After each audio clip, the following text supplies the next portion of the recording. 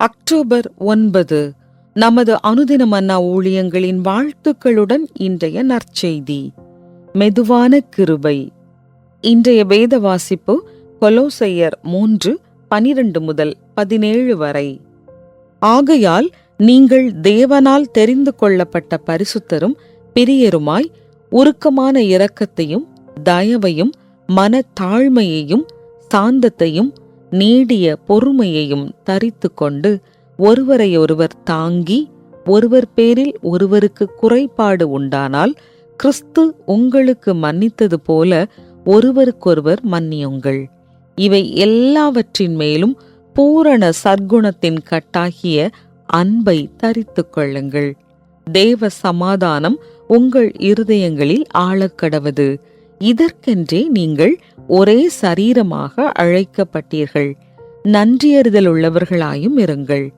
கிறிஸ்துவின் வசனம் உங்களுக்குள்ளே சகல ஞானத்தோடும் பரிபூரணமாக வாசமாய் இருப்பதாக.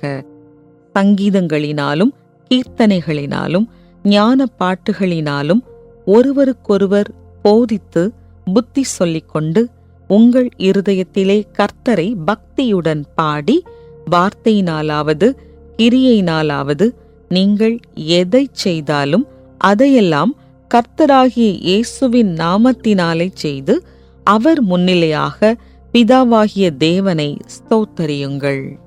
குறிப்பு வசனம்: உருக்கமான இரக்கத்தையும் தயவையும் மனத்தாழ்மையையும் சாந்தத்தையும் நீடிய பொறுமையையும் தரித்து கொள்ளுங்கள். கொலோசையர் 3:12. #ஸ்லோ ஃபேஷன் மெதுவான ஆடை வடிவமைப்பு என்ற இயக்கத்தை பற்றி கேள்விப்பட்டிருக்கிறீர்களா? இந்த பிரபல இயக்கமானது வேகமாகவும் மலிவாகவும் ஆடைகளை உற்பத்தி செய்யும் இயக்கத்திற்கு எதிரானது. இந்த வேகமான பாணியில் உருவாக்கப்படும் ஆடைகள் கடை வீதிகளுக்கு விற்பனைக்கு வந்த மாத்திரத்திலேயே பழமையானதாக மாறிவிடுகிறது.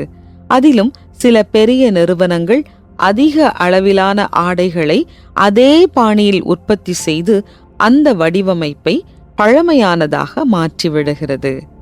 ஆனால் மெதுவான ஆடை வடிவமைப்பு இயக்கமானது மெல்ல பொறுமையாக மக்களை அணுகும்படிக்கு வலியுறுத்துகிறது. நவீன யுகத்திற்கேற்றாற்போல் உடனே நம்முடைய ஆடையை மாற்றிக்கொள்ள வேண்டிய நிர்பந்தத்திற்கு மத்தியில் அந்த இயக்கமானது நேர்த்தியாகவும் தரமாகவும் நீண்ட காலத்திற்கு உழைக்கக்கூடிய ஆடைகளை வடிவமைத்து அதை தேர்ந்தெடுக்க வலியுறுத்துகிறது. இந்த மெதுவான ஆடை வடிவமைப்பு இயக்கத்தின் அழைப்பை ஏற்றபோது நான் வேகமான ஆடை வடிவமைப்பு இயக்கத்தின் நவீன ஆடையை தேர்ந்தெடுக்கும் பரபரப்பான எண்ணத்தை குறித்து ஆச்சரியப்பட்டதுண்டு. கொலோசையர் 3 கிறிஸ்துவில் மறுரூபமாக்கப்படும் அனுபவமானது துரிதமாய் நிகழும் காரியம் அல்ல என்பதை பவுல் வலியுறுத்துகிறார். இது வாழ்நாள் முழுவதும் மெதுவாய் நிகழும் மறுரூப அனுபவம் ஆகும். நவீன உலக ஆடைகளால் நாம் நம்மை அலங்கரிக்கும் முயற்சியில் ஈடுபடுவதை பார்க்கிலும் உருக்கமான இரக்கம், தயவு, மனத்தாழ்மை, சாந்தம், நீடிய பொறுமை என்று நம்முடைய தாகத்தை மாற்றிக்கொள்ள பிரயாசப்படுவோம்.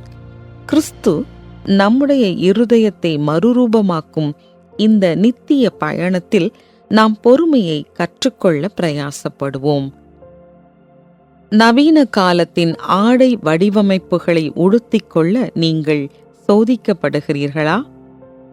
கிறிஸ்துவில் திருப்தியாய் ஜீவிக்க எது உங்களுக்கு உதவுகிறது?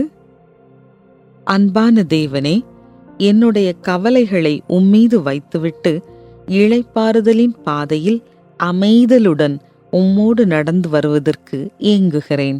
இந்த ஸ்லாக்கியத்தை எனக்கு கொடுத்திருப்பதற்காய் உமக்கு நன்றி.